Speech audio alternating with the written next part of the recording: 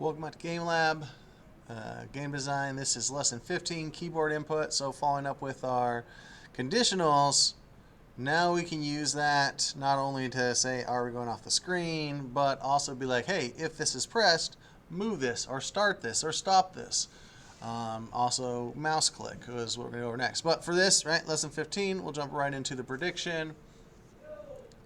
So again, this is where you need to write in what you think is going to happen. So pause, and then come back, and we'll talk about this concept of what's going on, right? So standard background, text align. This is just getting everything set up. The key, though, we see now is key down space. So remember our concepts of talking about Boolean. When we run this, it's false, right? Is the key pressed down, the space bar pressed down? No. When I press it, it's true, right? False, let go. Hold it down is true. Now, there is a difference, which is not going to let me type in here yet, but between key went down and down. So as we go through that, it's something important to be like if you want to hold something down versus if it just when it taps. So with that, we're going to move on to the next piece. It's a fairly quick lesson because really you're just being able to listen to those pieces. All right, let's go and run this real quick. We'll see H. If we type in H, it turns it to hippo.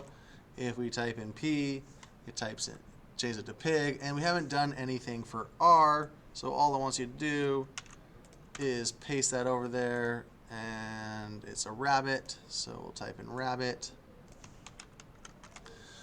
and run it again, and now it's working for rabbit, and it changes. Now, one thing it's important to understand is the order, the way you put stuff, right? So because we have this, it never goes back to giraffe, right? Now, if I change it up just a little bit and run this again, now I have to hold H, and if I let go, it turns back to a giraffe, right? Hold R and change back. So again, when you're going through and figuring out what your code is doing and what you want to do realize, again, whatever you put up here runs once, and everything you put in the draw function runs every single time. So for better or worse, depending on what you're trying to do, just remember that. But otherwise, again, all you needed for this one was to set the animation to rabbit and then move on. Two more, and then we'll get you to your practice. So in this case, we're going to change this right based on things, change this animations, right? Eventually, we'll be able to move. I mean, the concept for that's all the same, right? You just put the move command in there as well. But this one, we want to, yeah, this is exactly what we're going to do right now. All right, so control, go to the if statement. Got indented. I hate that. And then we're at if the right arrow is pressed. We go to world, key down, and then we're going to turn right because that's what you type to listen for the right arrow. So if we press the right arrow, we're going to move the sprite right. So back to sprites, sprite X.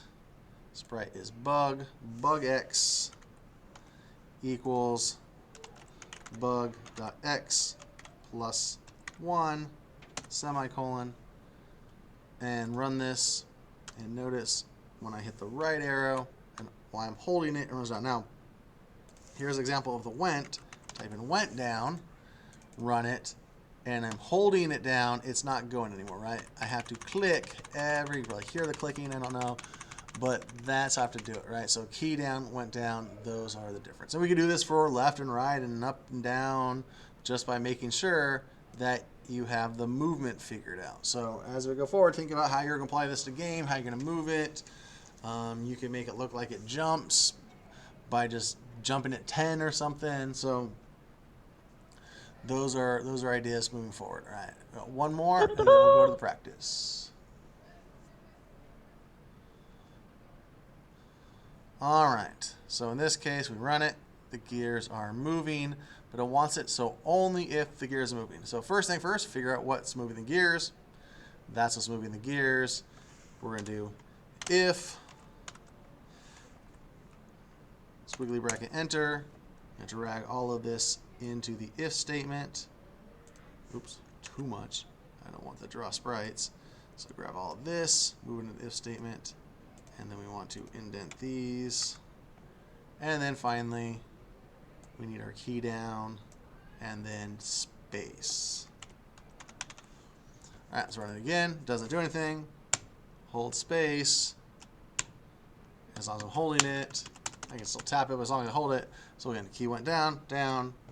That's how it works. So again, just depending on what you're trying to do is how you're going to word all of this, right? Depending on what you're trying to do is how you're doing this. So with that, go ahead, start the practice, assessment, and the challenges. That's it for this lesson. Not super hard. You can just use the key down. You can use any letter you want. Like if I just left it at that S, I'd hit the S and it rotates, or I can change to the R. We showed that in the other lessons, but just as a reminder, that's how it works. It's all about the logic. When do you use the if key, if else key? Thinking about when do you put the rotation, if you want this to have it one way versus the other way, right?